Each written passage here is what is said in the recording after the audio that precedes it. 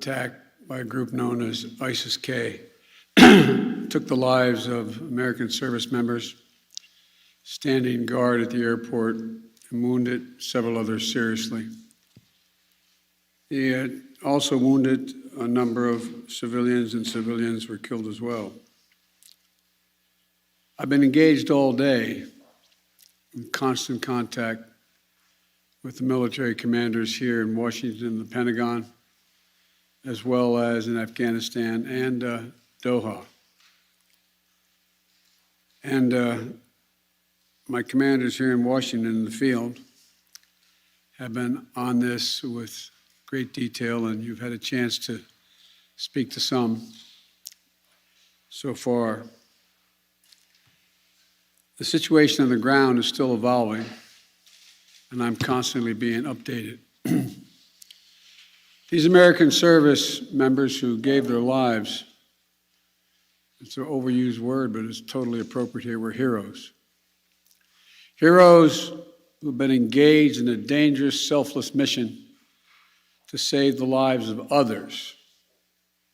They're a part of an airlift, an evacuation effort unlike any seen in history, with more than 100,000 American citizens, American partners, Afghans who helped us, and others taken to safety in the last 11 days.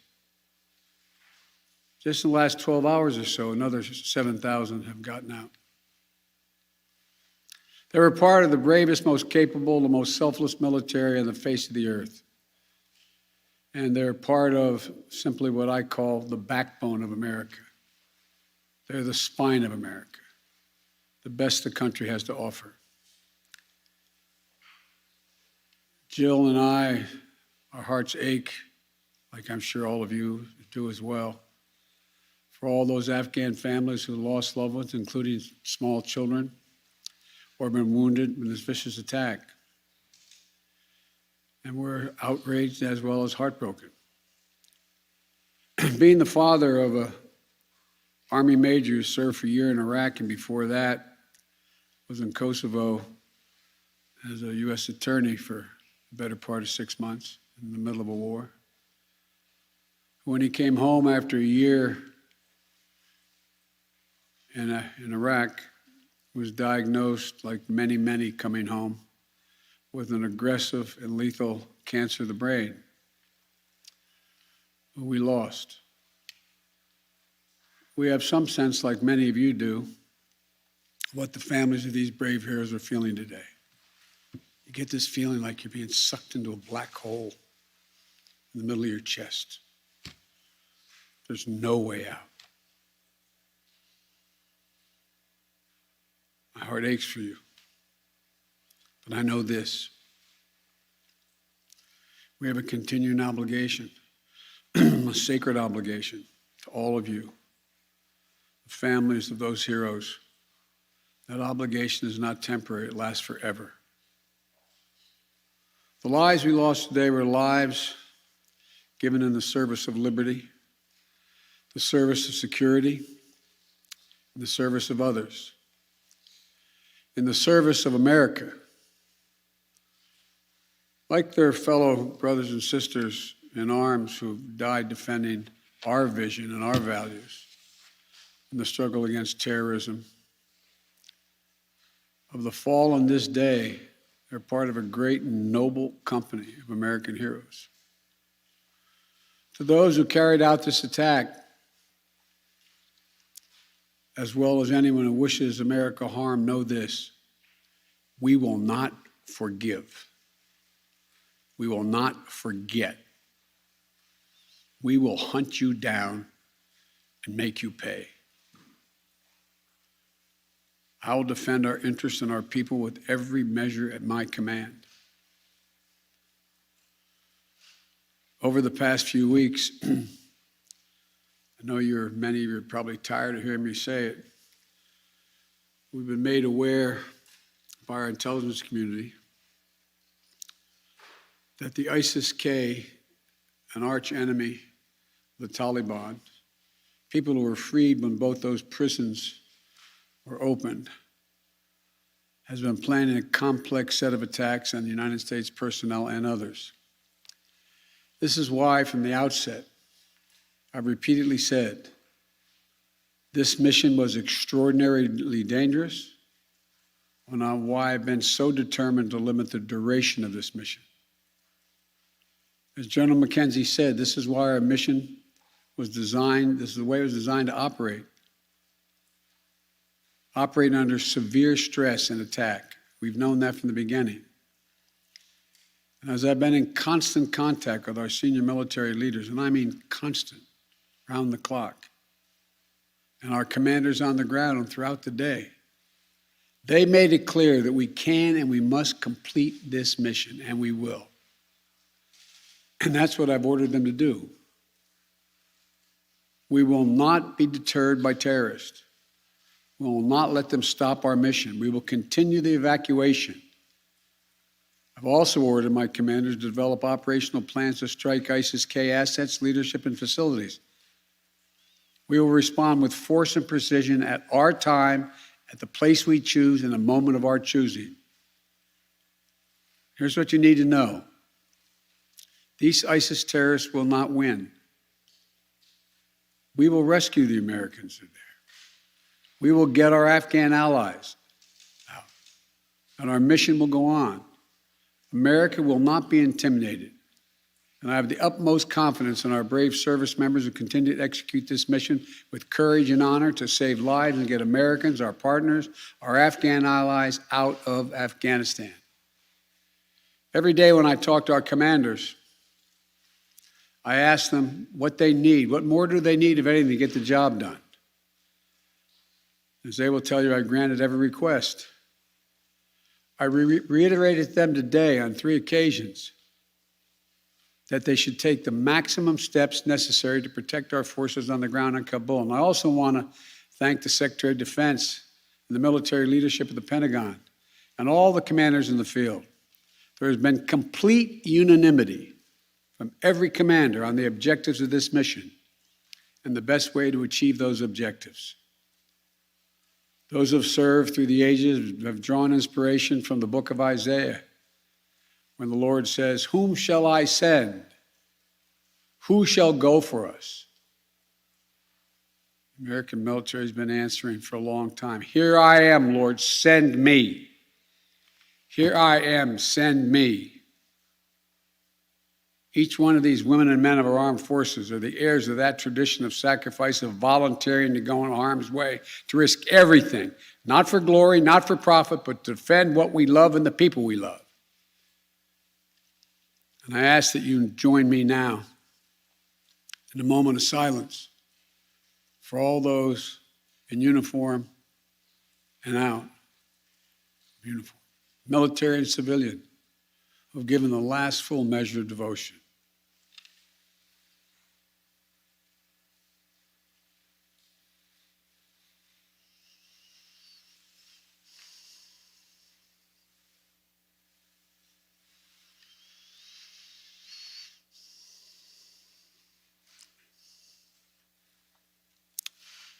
Thank you. May God bless you all, and may God protect the troops and all those standing watch for America. We have so much to do. It's within our capacity to do it. We just have to remain steadfast. Steadfast.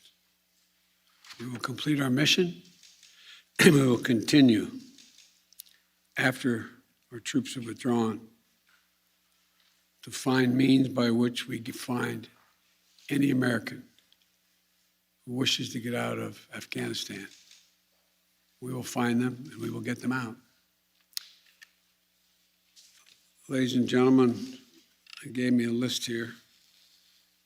The first person I was instructed to call on was Kelly O'Donnell of NBC. You have said leaving Afghanistan is in the national interest of the United States. After today's attack, do you believe you will authorize additional forces to respond to that attack inside Afghanistan? And are you prepared to add additional forces to protect those Americans who remain on the ground carrying out the evacuation operation? I've instructed the military, whatever they need, if they need additional force, I will grant it.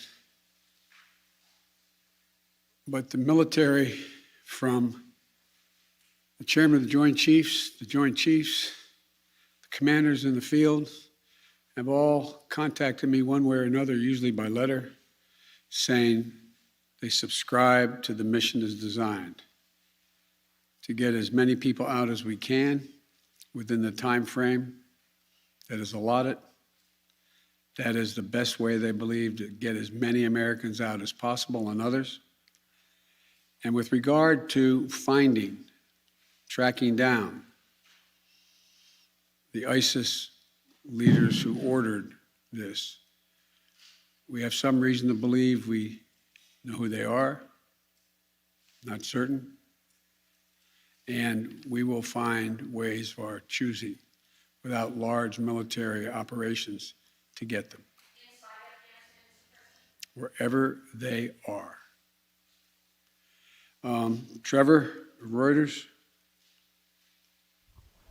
Thank you, Mr. President. There's been some criticism, even from people in your party, about the dependence on the Taliban to secure the perimeter of the airport. Do you feel like there was a mistake made in that regard? No, I don't. Look, I think General McKenzie handled this question very well. The fact is that we're in a situation, we inherited a situation, particularly since, as we all know, that the Afghan military collapsed 11 days before, in 11 days, that it is in the interest of, as McKenzie said, in the interest of the Taliban, that in fact ISIS-K does not metastasize beyond what it is, number one. And number two, it's in their interest that we are able to leave on time, on target. And as a consequence of that, the major things we've asked them, moving back the perimeter, giving more space between the wall, stopping vehicles from coming through, etc., searching people coming through. It is not what you'd call a tightly commanded, regimented operation like the U.S. is, the military is, but they're acting in their interest. And so, by and large, and I've asked this same question to military on the ground, whether or not it's a useful exercise. No one trusts them.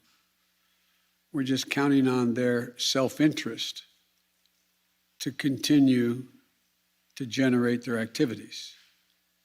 And it's in their self-interest that we leave when we said, and that we get as many people out as we can. Like I said, even in the midst of everything happened today, over 7,000 people we've gotten out, over 5,000 Americans overall.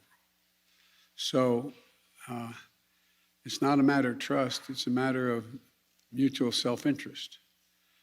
And but there is no evidence thus far that I've been given as a consequence by any of our commanders in the field that there has been collusion between the Taliban and ISIS in carrying out what happened today, both in front of the hotel and what is expected to continue for beyond today.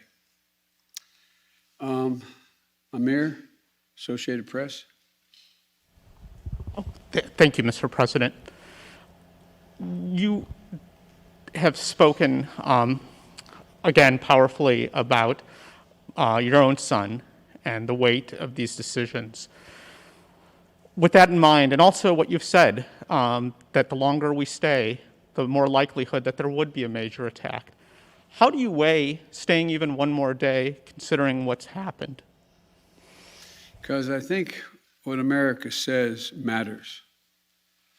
What we say we're going to do in the context in which we say we're going to do it, that we do it, unless something exceptional changes.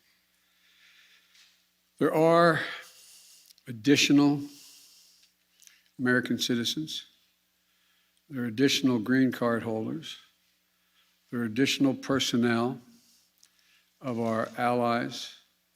There are additional SIV card holders. There are additional Afghans that have helped us.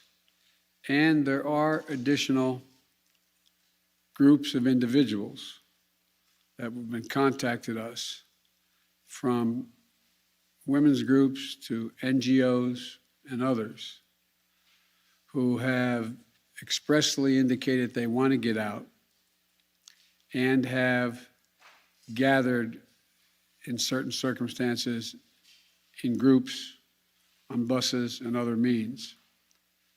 That still presents the opportunity for, in the next several days between now and the 31st, to be able to get them out. And our military, and I believe, to the extent that we can do that, knowing the threat, knowing that we may very well have another attack, the military has concluded that's what we should do. I think they're right. I think they're correct. And after that, we're going to be in a circumstance where will be, I believe, numerous opportunities to continue to provide access for additional persons to get out of Afghanistan, either through means that we provide and or are provided through in cooperation with the Taliban. They're not good guys, the Taliban. We're not suggesting that at all. But they have keen interest. As many of you have been reporting, they very much would like to figure out how to keep the airport open. They don't have the capacity to do it. They very much are trying to figure out whether or not they can maintain what is the portion of an economy that has become not robust, but fundamentally different than it had been. And so there's a lot of reasons why they have reached out, not just to us, but to others, as to why it would be continued in their interest to get more of the personnel we want to get out. We can locate them. Now, there's not many left that we can assess that want to come out. There's some Americans we've identified, we've contacted the vast majority of them, not all of them, who don't want to leave because they're dual nationals, they have extended families, et cetera. And there's others who are looking for the time. So that's why we continue. I'll take a few more questions, but you, sir. I wanted to ask you, That's okay. you say that what America says matters. What do you say to the Afghans who helped troops who may not be able to get out by August 31st? I say we're going to continue to try to get you out. It matters. Look, I know of no conflict, as a student of history, no conflict where when a war was ending, one side was able to guarantee that everyone they wanted to be extracted from that country would get out. And think about it, folks. I think it's important. I know the American people get this in their gut. There are, I would argue, millions of Afghani citizens who are not Taliban, who did not actively cooperate with us as SIVs, who, if given a chance, they'd be on board a plane tomorrow. It sounds ridiculous, but the vast majority of people in communities like that want to come to America, given a choice. So getting every single person out can't be guaranteed by anybody because there's a determination all who wants to get out as well. At any rate, it's a process. I was really pointing to you, but you, sir. Thank you, Mr. President. There are reports that U.S. officials provided the Taliban with names of Americans and Afghan officials to evacuate. Were you aware of that? Did that happen? And then, sir, did you personally reject a recommendation to hold or to recapture Bagram Air Force Base? Here's what I've done. Let's answer the last question first. On the tactical questions of how to conduct an evacuation or a war, I gather up all the major military personnel that are in Afghanistan, the commanders, as well as the Pentagon. And I ask for their best military judgment. What would be the most efficient way to accomplish the mission? They concluded, the military, that Bagram was not much value added, that it was much wiser to focus on Kabul. And so I followed that recommendation. With regard to, there are certain circumstances where we've gotten information, and quite frankly, sometimes from some of you, saying you know of such and such a group of people are trying to get out, and they're on a bus, they're moving from other people. And this is their location. And there have been occasions when our military has contacted their military counterparts in the Taliban and said, this, for example, this bus is coming through with X number of people on it, made up of the following group of people. We want you to let that bus or that group through. So yes, there have been occasions like that. And to the best of my knowledge, in those cases, the bulk of that has occurred, they've been let through. But I can't tell you with any certitude that there's actually been a list of names. I know there may have been, but I know of no circumstance. It doesn't mean it didn't exist. That here's the names of 12 people, they're coming, let them through. It could very well have happened. I'll take one more question. Wait. Let me take the one question from the most interesting guy that I know in the press. That's you. Mr. President, there had not been a U.S. service member killed in combat in Afghanistan since February of 2020. You set a deadline, you pulled troops out, you sent troops back in, and now 12 Marines are dead. You said the buck stops with you. Do you bear any responsibility for the way that things have unfolded in the last 2 weeks? I bear responsibility for fundamentally all that's happened of late. But here's the deal. You know, I wish you'd one day say these things. You know as well as I do that the former president made a deal with the Taliban that he would get all American forces out of Afghanistan by May 1. In return, the commitment was made, and that was a year before. In return, he was given a commitment that the Taliban would continue to attack others, but would not attack any American forces. Remember that? I'm being serious. No, I'm asking you a question. Because before... No, wait a minute. I'm asking you a question. Is that accurate, the best of your knowledge? What? I don't think that the issue do you think that people have an issue with pulling out of Afghanistan or just the way that things have happened? I think they have an issue that people are likely to get hurt. Some, as we've seen, have gotten killed, and that it is messy.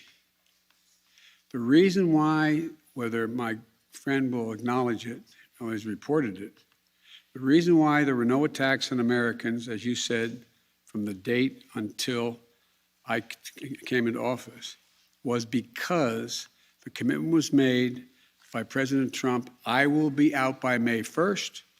In the meantime, you agree not to attack any Americans. That was the deal. That's why no American was attacked. A few days ago, you said you squarely stand by your decision to pull out. Yes, I do, because look at it this way, folks, and I have another meeting for real. But imagine where we'd be if I had indicated on May the 1st I was not going to renegotiate an evacuation date. We were going to stay there. I'd have only one alternative: pour thousands of more troops back into Afghanistan to fight a war that we had already won relative to why the reason we went in the first place. I have never been of the view that we should be sacrificing American lives to try to establish a democratic government in Afghanistan, a country that has never once in its entire history been a united country and is made up, I don't mean this in a derogatory, made up of different tribes who have never, ever, ever gotten along with one another. And so, as I said before, and this is the last comment I'll make, we'll have more chance to talk about this, unfortunately, beyond, because we're not out yet. If Osama bin Laden, as well as al-Qaeda, had chosen to launch an attack when they left Saudi Arabia out of Yemen, would we have ever gone to Afghanistan? Even though the Taliban completely controlled Afghanistan at the time, would we have ever gone? I know it's not fair to ask you questions, it's rhetorical, but raise your hand if you think we should have gone and given up thousands of lives and tens of thousands of wounded. Our interest in going was to prevent al-Qaeda from reemerging, first to get bin Laden, wipe out al-Qaeda in Afghanistan, prevent that from happening again. As I've said 100 times, terrorism is metastasized around the world. We have greater threats coming out of other countries, a heck of a lot closer to the United States. We don't have military encampments there. We don't keep people there. We have over-the-horizon capability to keep them from going after us. Ladies and gentlemen, it was time to end a 20-year war. Thank you so much.